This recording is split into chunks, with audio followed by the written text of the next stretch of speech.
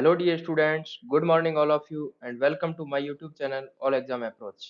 प्यारे बच्चों, आज हम भूगोल में प्रयोगात्मक कार्य यानी ज्योग्राफी प्रैक्टिकल का चैप्टर 2 आंकड़ों का प्रक्रमण यानी क्या है डाटा प्रोसेसिंग का शिक्षण बिंदु रहेगा। वर्गीकृत आंकड़ों की सहायता से अप्रत्यक्ष विधि द्वारा माध्य की गणना करना। तो प्यारे बच्चों, सबसे पहले हम समझेंगे कि अप्रत्यक्ष विधि से जो माध्य ज्ञात करेंगे उसकी प्रक्रिया कौन सी अपनाई जाएगी।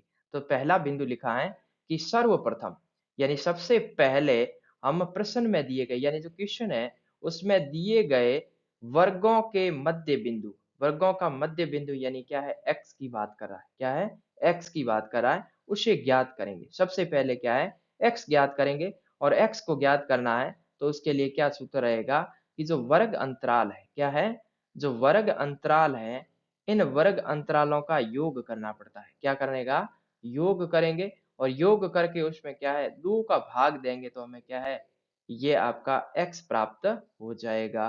अब देखिए इसके बाद में दूसरा बिंदु है कि इसके पश्चात यानी x ज्ञात करने के बाद में हमें क्या है मध्य बिंदुओं यानी जो x में से क्या करेंगे किसी एक मूल्य को क्या है कल्पित माध्य यानी a मान लिया जाएगा।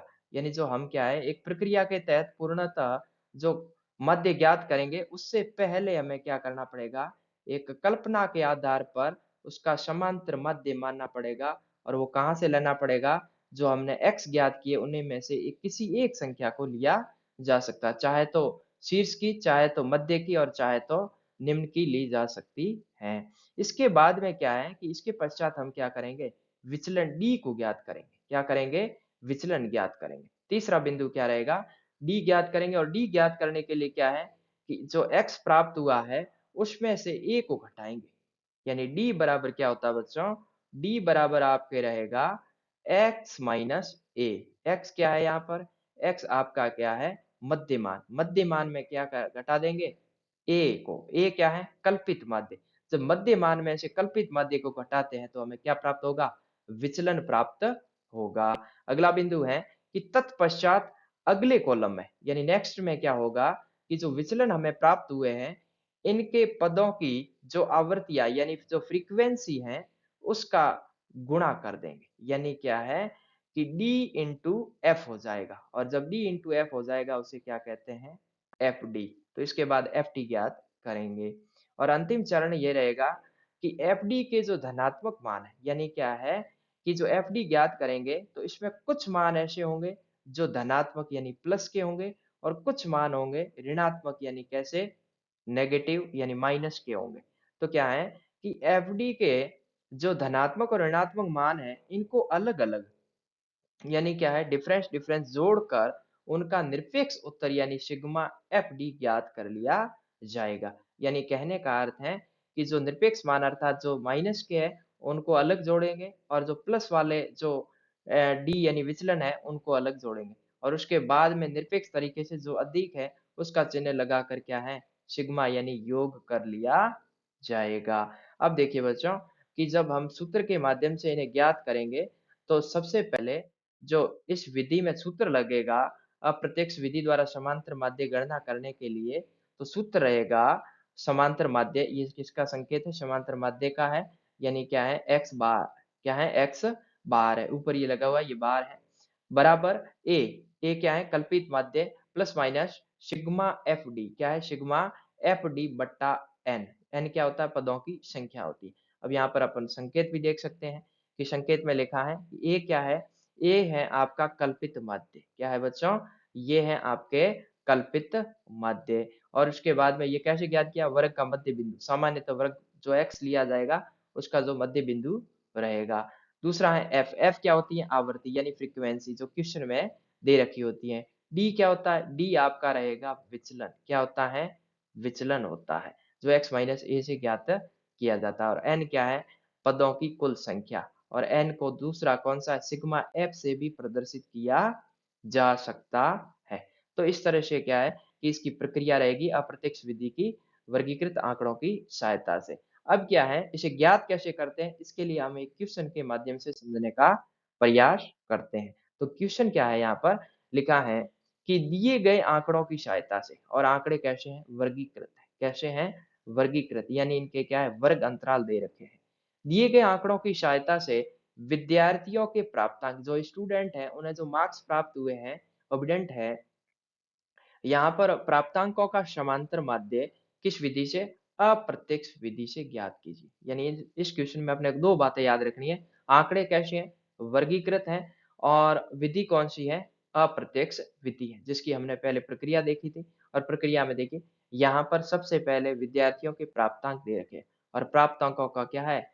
वर्ग अंतराल दिया हुआ है। और नीचे क्या है? विद्यार्थियों की संख्या, यानी कितने विद्यार्थी है जिन्हें क्या है? यहाँ पर इस वर्ग के तहत अंक प्राप्त हुए। तो पहला है कि 6 विद्यार्थी हैं जिन्हें क्या है? 10 से लेकर 20 के मध्य अंक प्राप्त हुए हैं। और उसके बाद में देखिए, 5 विद्यार्थी ऐसे हैं जिन्हें क्या है? 20 से 30 के मध्य अंक प्राप्त हुए हैं। अगला है, 9 विद्यार्थी ऐसे हैं जिन्हें 30 से 40 के मध्य अंक प्राप्त हुए हैं। और 12 विद्यार्थी हैं जिन्हें 40 से 50 के मध्य अंक प्राप्त हुए हैं। और 8 विद्यार्थी ऐसे हैं जिन्हें 50 से 60 के मध्य अंक प्राप्त हुए हैं। 10 विद्यार्थी ऐसे हैं जिन्हें क्या है? 60 से 70 के मध्य अंक प्राप्त हुए हैं। और अगले 10 विद्यार्थी ऐसे हैं जिन्हें क्या है? 70 से 80 के मध्य अंक प्राप्त हुए हैं। तो इस प्रकार से क्या है कि एक तरफ क्या है? प्राप्तांक यानी वर्ग अंतराल, और नीचे क्या है? विद्यार्थियों की संख्या, अर्थात यहाँ पर क्या है? फ्रीक्वेंसी दे रखी है। ये किसका मान है बच्चों? ये एफ का मान है। किसका है? एफ का मान दिया जा चुका। अब हम क्या ज्ञात करेंगे? इसका हल। ये तो क्या है कि प्रश्न में दिया हुआ होगा। ये अब यहाँ पर क्या लिखेंगे हम? हल, यानी आंसर लिखेंगे। आंसर के लिए देखिए, सबसे पहले जो क्वेश्चन में दे रखा है, पहला क्या है? बच्चों के प्राप्तांक यानी वर्ग अंतराल दिया हुआ है। तो हमने हूबहू वहां पर क्या है? सारणी में यहाँ पर उतार दिया। यहाँ पर देखिए, 10 से 20, 20 से 30, 30 से 40, 40 से 50, 50 से 60, 60 से 70 और 70 से 80। ये क्या है? क्वेश्चन में दे रखा है। उसके बाद देखिए, यहाँ पर जो विद्यार्थियों की संख्या है उसे फ्रीक्वेंसी यानी आवृत्ति कहा गया। और आवृत्ति भी क्या है? 6, 5, 9, 2, और उसके बाद 8, 10 और 10। यहाँ पर क्या है? आवृत्ति भी दी जा चुकी है। अब जो ज्ञात करना है हमें, क्या है बच्चों? क्वेश्चन में जो हमें ज्ञात करना है वो है x। वो क्या है? x को ज्ञात करना है। किसे ज्ञात करना है? x। और x क्या है? मध्यमान। और मध्यमान किसका है? वर्ग अंतराल का। किसका है बच्चों? यह वर्ग अंतराल का मध्यमान होता है। यह क्या है? वर्ग अंतराल का क्या होता है? मध्यमान होता है। अब वर्ग अंतराल कैसे ज्ञात करते हैं? हमें पता था कि जो वर्ग अंतराल, जैसे कि पहले बिंदु में दिया जा चुका है, पहले में क्या है? यहाँ पर दिया हुआ है 10 से लेकर 20 तक। अब x ज्ञात करने के लिए क्या करेंगे कि 10 प्लस 20 यानी क्या है? 10 और 20 को क्या कर देंगे? योग कर देंगे। क्या कर देंगे? 10 प्लस 20 का। यहाँ पर 10 प्लस 20 बराबर कितने हो गए? 30 हो गए। कितने हो जाते हैं? 10 प्लस 20 बट्टा 2। 10 और 20 कितने हो गए? 30 हो जाते। कितने हो जाते हैं? 30। 30 में किसका भाग देंगे? 2 का। कितने आ गए? 15। और ये 15 क्या है? ये आपके x का मान है। क्या है? ये हमारा क्या है? x का मान है। तो इस तरह से क्या है कि हम मध्य बिंदु या मध्य मान यानी x का मान ज्ञात कर सकते हैं।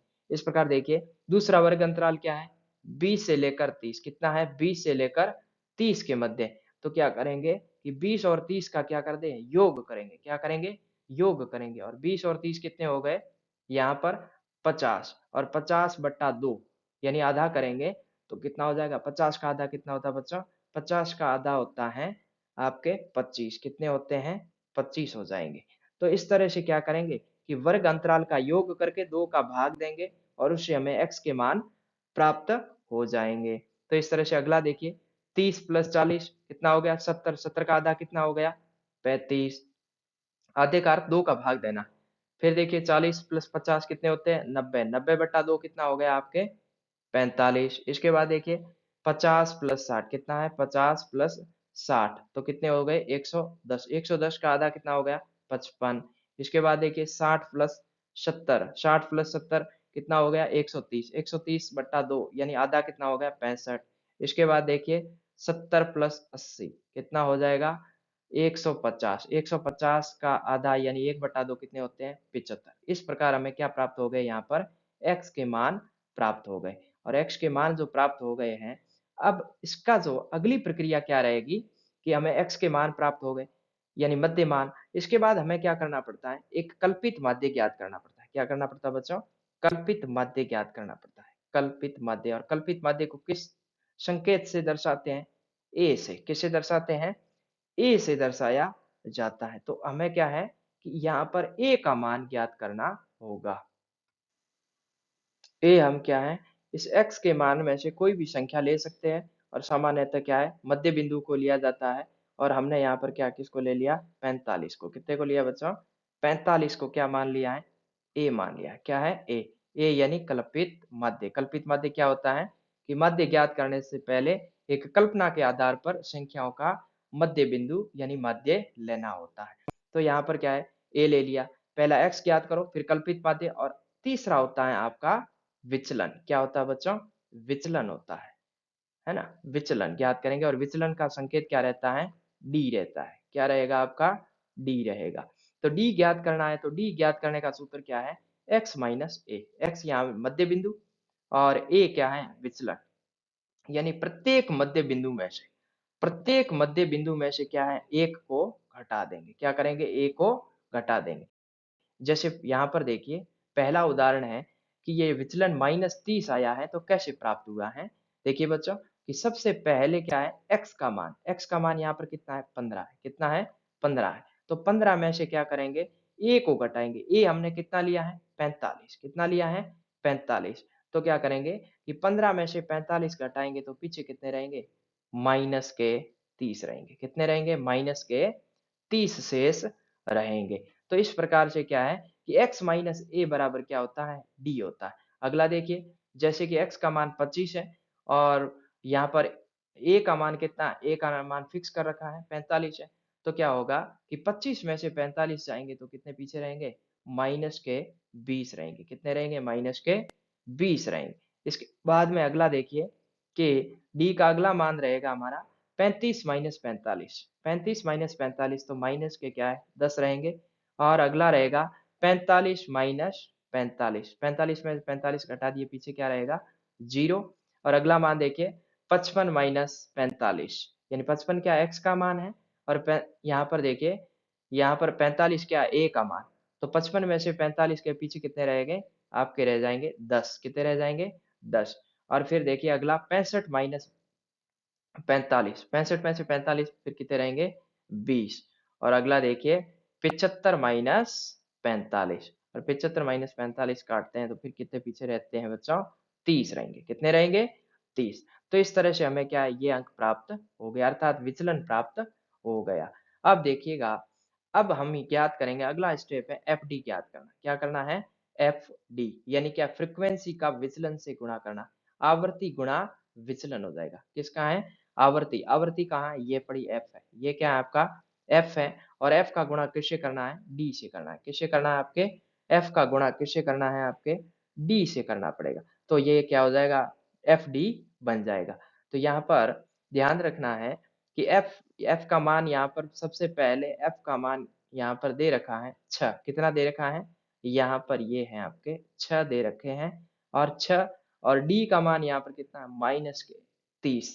तो क्या हो जाएगा?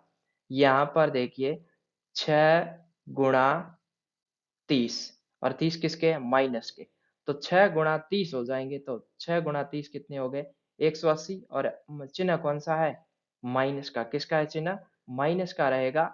तो यहाँ पर माइनस के 180 प्राप्त हो गए। इस प्रकार हम क्या है? एफ डी, एफ गुणा डी करते जाएंगे। एफ का मान दूसरा देखिए, 6 के बाद कितना है? 5 है। और यहाँ पर डी का मान क्या है? यहाँ पर डी का मान -20 है। तो 5 गुना -20 कितना हो जाएगा बच्चों? 100। और 100 किसके आ जाएंगे? माइनस के आ जाएंगे। अगला देखिए, यहाँ पर 9 इंटू 10, 10 किसके हैं? माइनस के। तो क्या है? 9 इंटू 10 90, और चिन्ह कौन सा आ गया आपके? माइनस का आ गया।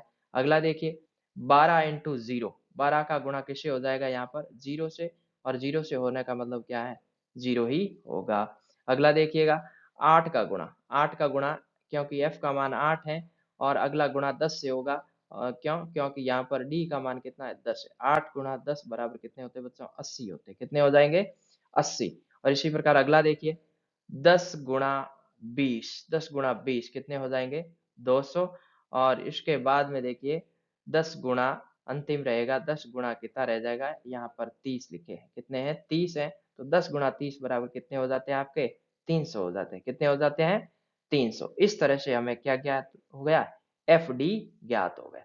अब हमने इसके बाद में एक प्रक्रिया में पढ़ा था कि इसके धनात्मक जो अंक है, उनको निरपेक्ष रूप से और जो ऋणात्मक अंक है, इनको अलग से यानी अलग-अलग संख्याओं में बाँट कर क्या है, ज्ञात कर लिया जाएगा। तो सबसे पहले -180, 100 और 90 ये माइनस की संख्या है, इनका योग अलग से होगा। तो यहाँ पर देखिए 180 प्लस 100 280 और प्लस 90 कितना हो जाएगा यहाँ पर?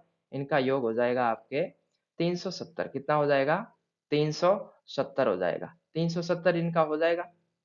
और इसके बाद में देखो प्लस की संख्याओं का देखिए 80, 200, 280 और 300, 580। तो 580 है, ये है प्लस की संख्या। कितनी है? ये किसकी रहेगी आपके? ये आपके रहेगी प्लस की संख्या। तो जो प्लस की संख्या है 580 रहेगी, 580 में से क्या करेंगे? 370 घटाएँगे, तब हमें कितना प्राप्त होगा बच्चों? हमें प्राप्त होगा 210। कितना प्राप्त हो जाएगा? 210। और ये क्या है? सिग्मा एफडी है। क्या है? सिग्मा एफडी है। कैसे प्राप्त हुआ? माइनस की संख्याओं का एक तरफ जोड़ा और फिर क्या प्लस की संख्याओं को जोड़ा। इनमें से बड़ी संख्या में से छोटी संख्या को घटा दिया। बड़ी संख्या कितनी हो गई थी? 580 हो गया प्लस का और माइनस के 370। तो यहाँ पर इसका क्या है? घटाने पर हमें कितने प्राप्त हुए? प्लस के 210 प्राप्त हुए और यही क्या है? आपका सिग्मा एफडी है।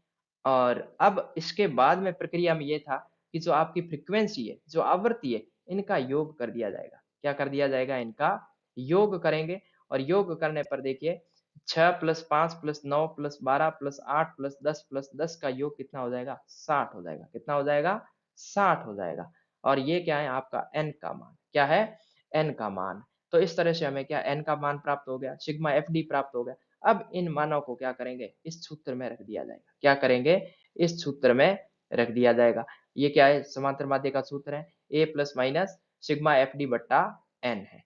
तो यहाँ पर देखिए, यहाँ पर है समांतर माध्य बराबर a का मान क्या है? हमने कल्पित माध्य कितना लिया था? 45। तो 45 लिख दिया प्लस माइनस फिर क्या है? सिग्मा एफडी का मान क्या है? 210 है। यहाँ पर लिखा हुआ पड़ा है कितना है? 210। तो यहाँ पर कितना लिख दिया? 210 बट्टा में n, n का मान कितना आ गया? 60। कितना आ रखा है? 60। तो यहाँ पर लिख दिया 60। तो इस तरह से क्या है कि इसको सॉल्यूशन करेंगे। 45 प्लस 210 बट्टा 60। तो 60 का भाग 210 में देंगे तो कितना उत्तर आएगा आपका? यहाँ पर आपका उत्तर आएगा 3.5। कितना आएगा? 3.5। जब 3.5 को 45 में जोड़ा जाएगा, क्या करेंगे? इसका योग करेंगे तो इसका योग आपके यहाँ पर योग रहेगा 48.5 कितना रहेगा? 48.5 उत्तर रहेगा और यही आपका क्या रहेगा? समांतर माध्य होगा। क्या होगा आपका? समांतर माध्य होगा। उम्मीद करता हूँ कि आपको ये क्वेश्चन समझ में आया होगा। वीडियो देखने के लिए धन्यवाद।